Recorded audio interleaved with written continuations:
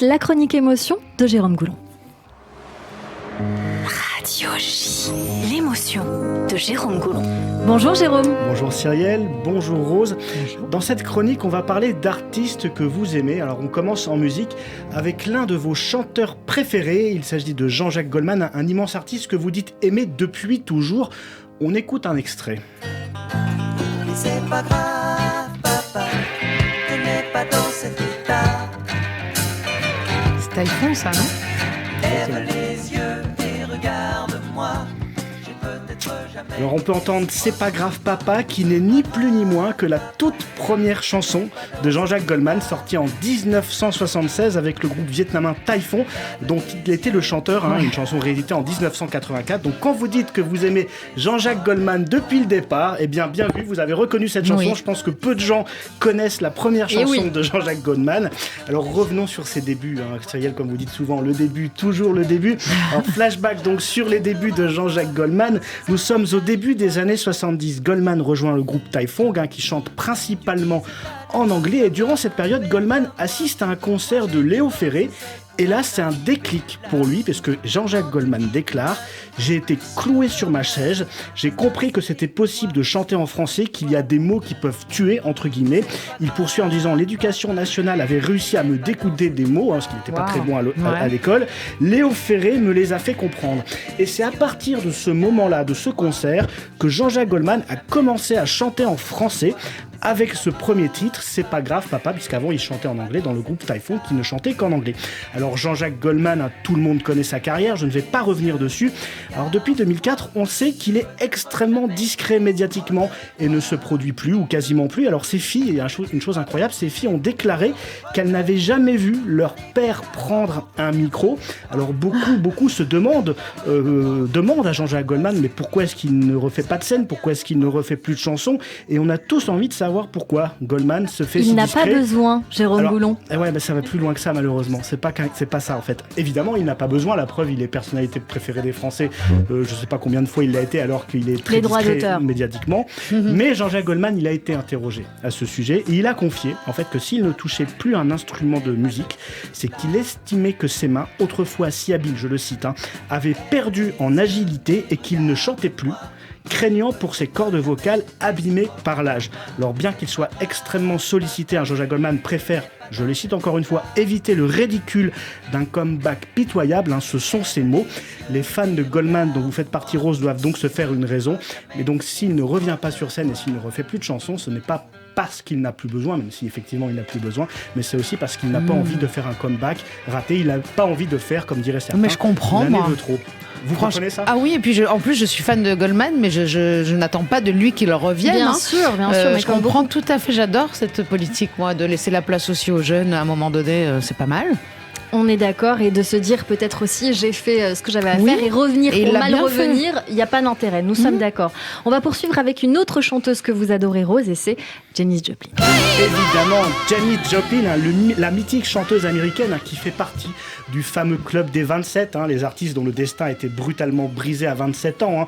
Dans ce club, on retrouve notamment Jimi Hendrix, mort à quelques mois d'écart ou quelques jours de la chanteuse, Jim Morrison, Kurt Cobain ou encore Amy Winehouse, évidemment. Alors on peut entendre en fond la chanson Cry Baby, sortie en 1971 sur l'album Pearl, un album sorti juste après le décès de la chanteuse, morte le 4 octobre 70 d'une overdose d'héroïne. Alors Pearl, on le rappelle, c'était le surnom que les amis donnaient à Janis Joplin, et ils ont donc donné ce surnom à son album posthume.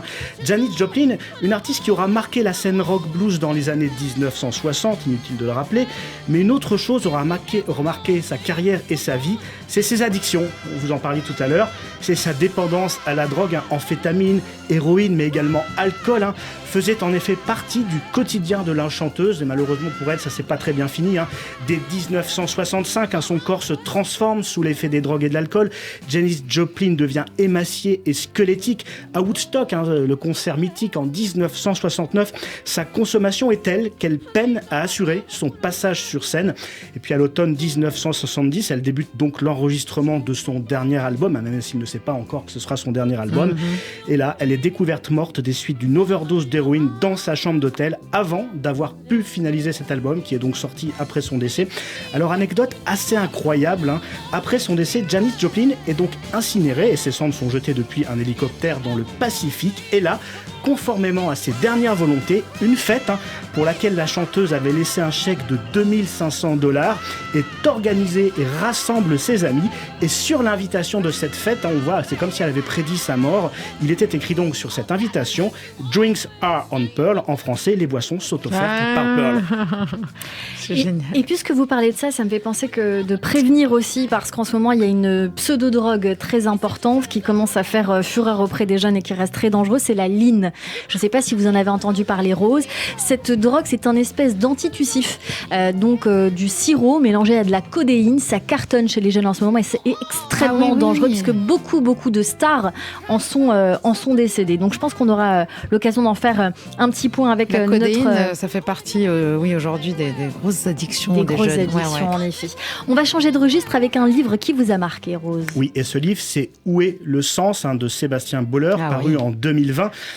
Sébastien Boller, un docteur réputé en neurosciences qui, dans son livre, confronte l'être humain à ses contradictions les plus intimes. Les contradictions, je crois, quelque chose que vous parliez tout à l'heure. Alors, l'auteur part du constat que notre monde est au bord de l'asphyxie, que les espèces vivantes s'éteignent, les calottes glaciaires se liquéfient, la température grimpe et l'homme doit faire face à de nouvelles pandémies.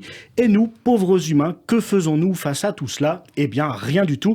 Notre instinct, guidé par une angoisse primale, nous pousse en effet depuis la nuit des temps à s'éloigner du sens existentiel de la vie et cultiver le repli sur soi, le narcissisme, la consommation ou encore le communautarisme, le tout au péril de la planète. Alors y a-t-il une fatalité à tout cela ? Eh bien non.